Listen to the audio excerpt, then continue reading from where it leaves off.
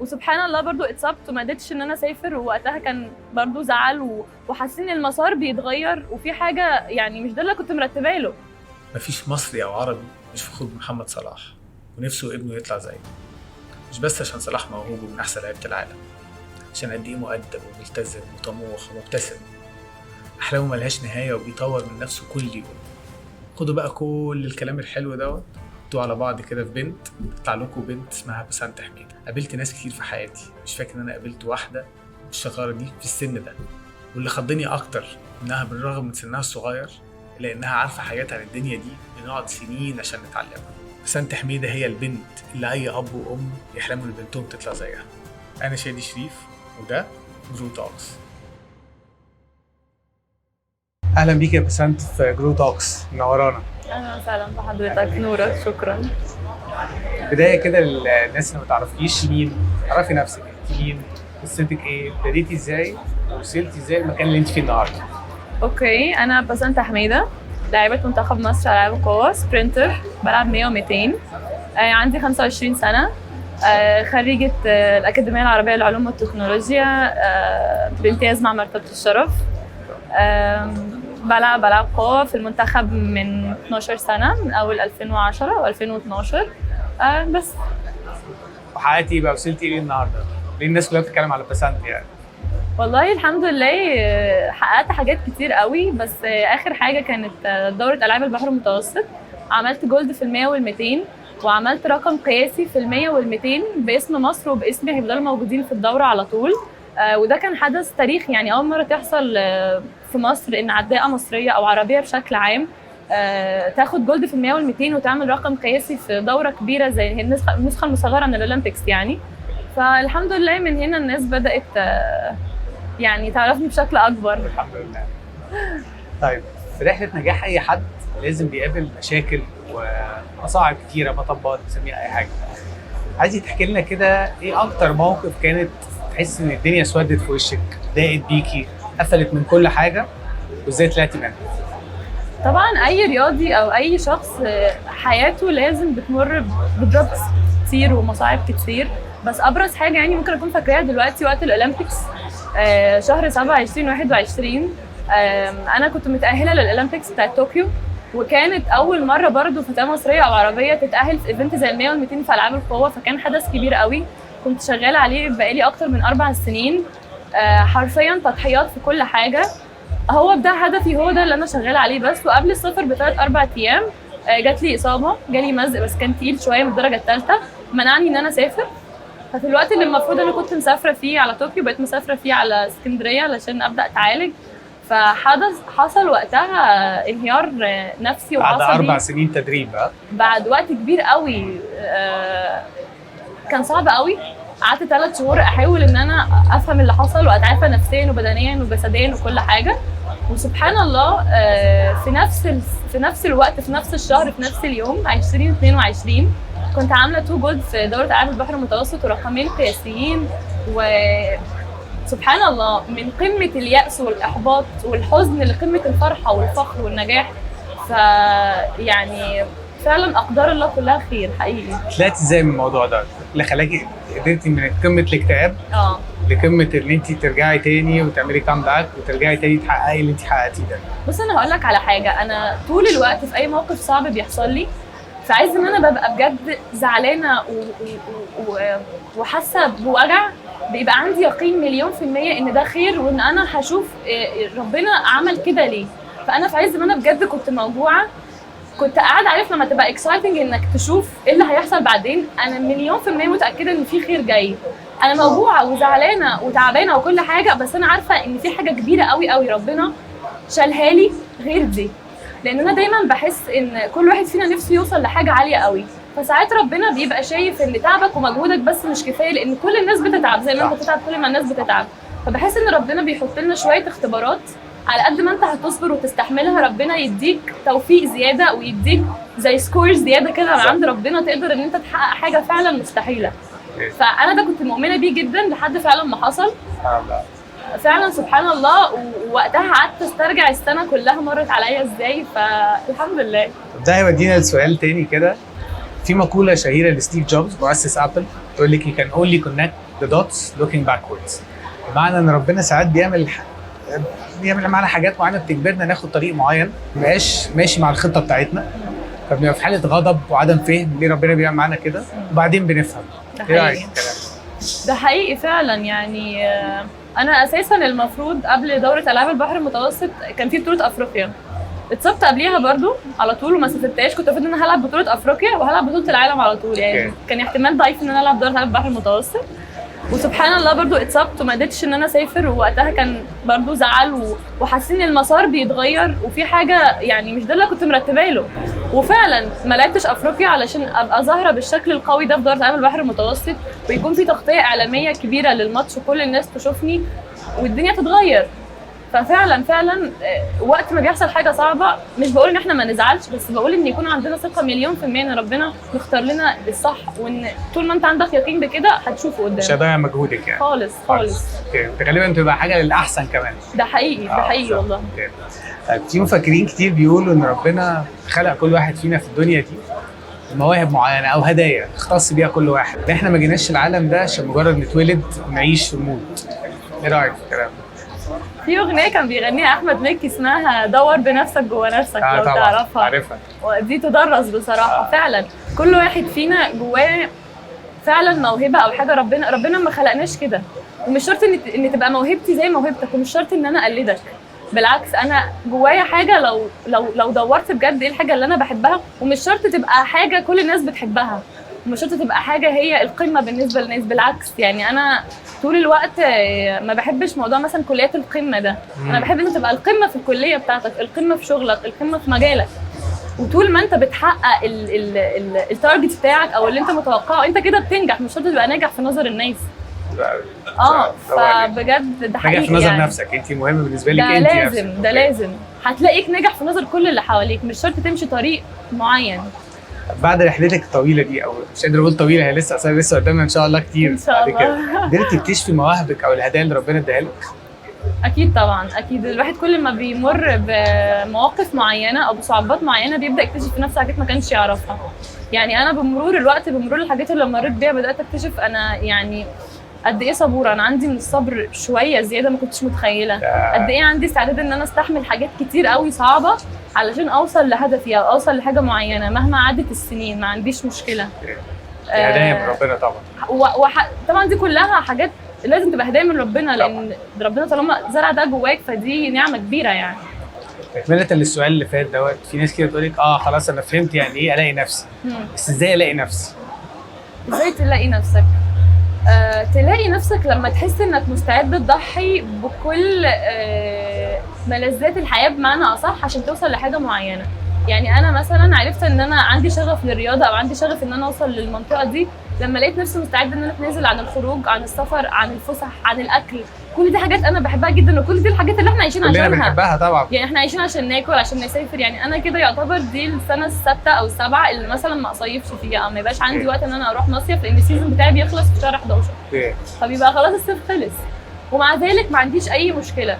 انا بحب الاكل جدا، بحب الخروج، بحب السفر، بحب الصحاب، بحب كل حاجه. للاسف انت عشان توصل لحاجه كبيره بيبقى لازم تعمل شويه تضحيات، تضحي بحاجه صغيره في حاجه صغيره في حاجه صغيره، ربنا يرزقك بحاجه كبيره. فلما تلاقي الحاجه اللي انت ما عندكش اي مشكله انك تضحي بكل ده علشان توصل لها، تاكد 100% ان دي الحاجه اللي انت هتلاقي نفسك فيها او ان شغفك موجود فيها. حلو قوي. طيب سمعتي قبل كده او جربتي حاجه زي مانيفستيشن او فيجواليزيشن اللي هو التامل؟ ان انت وانت شغاله للوصول لهدفك تحلمي تصدقي في حلمك لدرجه انك تشوفي نفسك اوريدي وانت محققاه. عملتي كده قبل كده؟ هي دي الحاجه اللي بتخلق الشغف. ان انت يعني انا مثلا في المجال بتاعي التمرين بيبقى صعب قوي. انا بضيع وقت كبير قوي من يومي ومن عمري في التدريب، في صعوبه التدريب، وفي الحاجات اللي انا بسبورت بيها التدريب زي الريكفر، زي الحاجات دي كلها. كل دي حاجات بتاخد من يومك، بتاخد يومك كله تقريبا، وبتفضل ماشي في الدايره دي كل يوم. فكل يوم، كل شهر، كل سنه انت في روتين تام. فانت عشان تقدر تعمل الحاجات دي كلها لازم تبقى متخيل نفسك قدام. انا مثلا نفسي اعمل مثلا ميداليه عالميه مثلا او ميداليه في الاولمبيكس باذن الله ان شاء الله. شايفه نفسك وانت محققه؟ شايفه نفسي وانا على البوديوم، شايفه نفسي وانا في السيرموني، شايفه قد ايه الناس مبسوطه، شايفه قد ايه حققت حاجه ليا والبلد دي. فدي الحاجه اللي طول الوقت هفضل اتعب علشان احس الاحساس ده احسه في يوم من الايام. وجربتيه قبل كده وشفتي نفسك وانت النهارده مثلا موجوده واخده الميداليه في البحر المتوسط وفعلا ده اللي حصل؟ جربتيه قبل كده؟ ده حقيقي. انا كنت مشاركه في دوره العاب البحر المتوسط في تراجونا، كانت 2018 في اسبانيا. هي بتتعمل كل 4 سنين زي الاولمبيكس بالظبط. كنت وقتها سني لسه صغير، وكنت عامله مركز سادس. كنت عامله رقم قياسي مصري، وكان بالنسبه لسني كويس قوي. انا سبت منتخب مصر، روحوا، وانا طلعت كده استخبيت فوق على المدرجات في حته بعيده قوي، وفضلت في ما لا يقل عن ساعه ونص بتفرج على كل التتويجات وكل الميداليات وهي طالعه وكل الابطال، وببكي. بس مش عارفه ببكي ليه، بس انا نفسي يعني كسبانه كسبانه وعامله رقم قياسي وكل حاجه كويسه، بس انا شايفه الميداليه، انا نفسي فيها، نفسي في كده. وفعلا سبحان الله، يعني شفت المشهد ده كله اتكرر قدامي وانا على البوديوم وماسكه الجولد، وعامله مش بس بقى واخده جولد او واخده ميداليه، انا عامله جولد وعامله رقم قياسي مصري لمصر وللدوره وليا. فالمشهد كله اتكرر قدامي، ففعلا اللي انت بتتخيله وبتحلم بيه وبتبقى مؤمن بيه باذن الله يتحقق ان شاء الله. ان شاء الله. شايفه نفسك واخده ميداليه ان شاء الله اولمبيكس؟ ان شاء الله. ان شاء الله. ان شاء الله. طيب عايز تقول لنا على كوت او مقوله شهيره كده سمعتيها وصدقت فيها واثرت فيكي في حياتك؟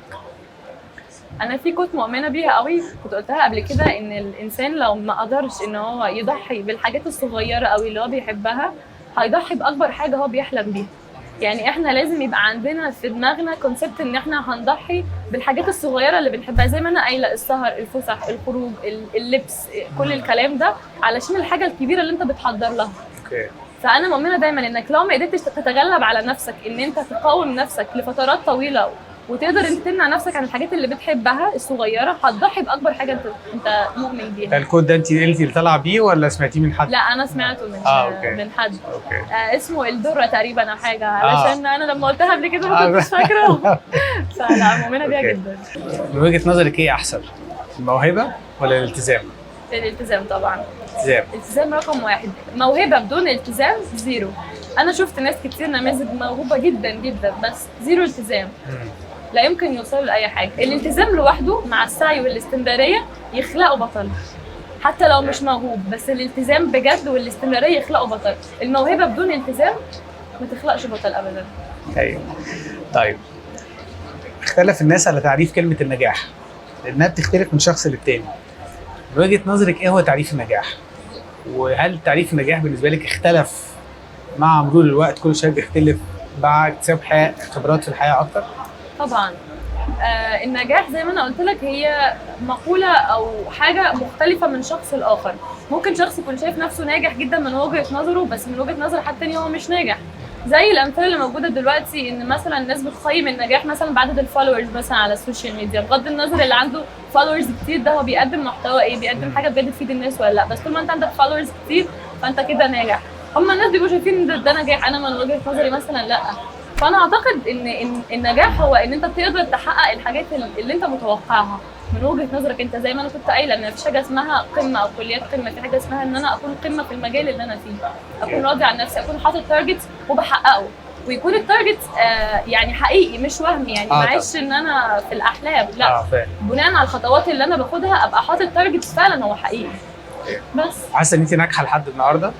يعني النجاح ده برضه مش مجرد بس تبقي ناجحه في حاجه اللي انت بتعمليها بس، ونجاح في الحياه في المطلق، في علاقتك باهلك، في علاقتك باصحابك، في حاله توازن كده معينه. والله يعني شويه. يعني انا كنت لسه بقول مامي ان انا حاسه ان اكبر نجاح البني ادم ممكن يوصل له ان الناس تكون حباه. يعني انت لو سوبرمان بس انت مش محبوب في وسط الناس، دي حاجه بالنسبه لي بايخه قوي. يعني انا اي مكان بروحه انا ببقى مركزه قوي ان انا ابقى خارجه من المكان ده انا مش سايبه اي صوره سلبيه او سايبه اي انطباع وحش اللي حواليا. ده نجاح بالنسبه لي. ده نجاح بالنسبه لي كبير. في حياه الناس كبير والله. لك على كام كلمه وتعلقي لي عليها كده. جيفنج، العطاء. العطاء ان انت تبقى قادر ان انت تفيد اللي قدامك بمعلومه، بكلمه. عشان كده كنا بنقول مثلا كان في حمله بتاعت لا للتنمر مثلا، الكلمه الطيبه دي بتغير حياه بني ادم بجد 180 درجه. فانك تبقى قادر ان انت تفيد حد، مش شرط ان انت تبقى شايف نفسك. في ناس تبقى شايفه نفسها ان هي ما تقدرش تفيد حد، بالعكس كل بني ادم قادر ان هو يفيد غيره بكلمه، بمعلومه، بنظره، باي حاجه. اوكي، انا عايز برضه الكلام اللي انا بقوله لك دوت اهميته في حياتك، يعني حته العطاء دوت دي حاجه كويسة. العطاء ده هو اللي وصلني اللي انا فيه، ان العطاء من مدربي وزوجي في كل حاجه، دعمه ليا، العطاء من اسرتي، من اهلي، من صحابي، ان هم طول الوقت مقدرين ان انا مش فاضيه، ما بقاش عندي وقت للتجمعات يعني. وده بيخليك انت شخص جواك قادر ان انت تدي الناس. اوكي، فحاجه مهمه قوي. ريزيلينس، المرونه. المرونه انك تعرف تتقبل المواقف وتخلي الدنيا تمشي زي ما انت مرتبها. يعني انا في الاول لما كنت بسافر مثلا بره كنت ببقى مرتبه ان هيحصل 1 2 3، ما كانش بيحصل كده طبعا. انت في السفر كل حاجه بتتغير. الاول زمان قبل ما يبقى عندي خبره كنت بتضايق وبزعل وبتوتر دلوقتي لا، خلاص انا متقبله ان اي حاجه هتحصل انا هعرف يبقى عندي مرونه ان انا اتعامل معاها. تيم وورك او العمل الجماعي. فريق العمل زي ما انا قلت لك ان مفيش حد ابدا يقدر ان هو يمشي لوحده. يعني انا غير اهلي وغير اسرتي وغير الكوتش وغير كده، انا معايا تيم ورك كامل شغال معايا، من اول الدكتور المعالج ليا دكتور عماد خلف في اسكندريه، من اول الفيزيو بتاعتي الدكتوره بتاعت التدليك، من اول الناس اللي بتحضر لي الايس باس والكلام ده كله. ففي تيم ورك لازم يبقوا ماشيين معاك علشان تقدر تروح. لوحدك صعب شويه. هامبل، تواضع. التواضع انا في حاجه مؤمنه بيها قوي، ان انت كل ما زادت درجه نجاحك لازم تزيد معاك التواضع، لازم 100%. يعني انت لو متواضع عادي دلوقتي، لو نجحت بشكل كبير عشان تفضل مستمر لازم التواضع بتاعك يزيد اضعاف ما انت كنت متواضع. انا بص، انا عايزه اقول لك حضرتك الحاجه، انا بعشق اي حد متواضع بجد. دي حاجه نفسيا كده بتريحك، بحبها قوي. بحب الشخص البسيط المتواضع اللي هو ما تحسش. كل ما تشوفيه ناجح في حياته ومتواضع دي بتحترميه اكتر قوي قوي قوي قوي. يعني بتشوف حد ستار ومتواضع بتحس اللي هو ايه الجمال ده، ازاي كده. بالظبط. طيب اخيرا، لو في حد لسه بيبتدي في اي مجال، مش لازم يكون المجال بتاعك او في مجال الرياضه عموما، ايه النصيحه اللي تحبي تقوليها لهم؟ وايه الاخطاء اللي خلوا بالكم منها؟ احب اقول لهم ان انت تكون انت وتدور على الحاجه اللي انت بتعملها، وان انت تستثمر نجاح الاخرين. انا بحب قوي فكره استثمار النجاح. ما بحسش ان الشخص الناجح ده ناجح لنفسه، بالعكس انا اي حد ناجح بحب ان انا احس اني مستثمره نجاحه واشوف هو نجح ازاي وعمل ايه. مش شرط ان انا بمشي على نفس الستيب، بس اكيد هو اي نجاح ليه قصه. لو بجد البني ادم اخذ القصه دي وحاول ان هو يستفاد منها، مش بس ان هو الناس شويه فيه اللي هو ناجح طيب تمام، او هو ناجح انا ما اقدرش ابقى ناجح. مفيش حد وصل لحاجه كبيره في الدنيا غير وانت تقدر توصل لها وتقدر توصل لاعلى منها. ده بجد، لان هو فعلا مفيش حاجه اسمها مستحيل. في حاجات صعبه نقدر ان احنا نحققها، انما المستحيل ده لا يمكن. من الحاجات اللي برضو دايما بنشوفها حاجات كتير قوي، دي انت دايما الناس ممكن تحاول تحبطك. دي برضو من الحاجات اللي لو حد بيبقى مكمل في الطريق مش هتعرف تعملها، مش هتعرف توصل للحته ديت. ده بتحصل معاكي برضو كتير. انا عايزه اقول لك انا كنت التفت لكل الكلام ده. يعني انا اصلا توقفت سنتين لظروف كده، من 2016 ل 2018 كان عندي مشاكل مع الاتحاد القديم، كنت متوقفه. لما رجعت كانت كل الناس بلا شك شايفه ان انا لا يمكن هرجع تاني، لان بقالي سنتين بعيد عن الملاعب، بعيد عن الماتشات، وزني كان زايد شويه، تخبطات نفسيه كتير، فكان كل الناس شايفه ان خلاص لا يمكن.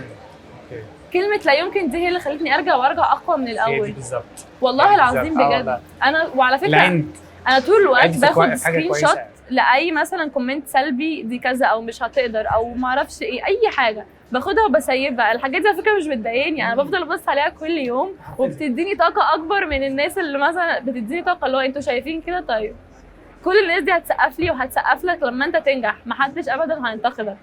فانجح، اشتغل وانجح، مالكش دعوه باي حد. شرفت بيكي، وان شاء الله نعمل مقابله ثانيه بعد الاولمبيكس بقى ان شاء الله باذن الله. شرف ليا. شكرا.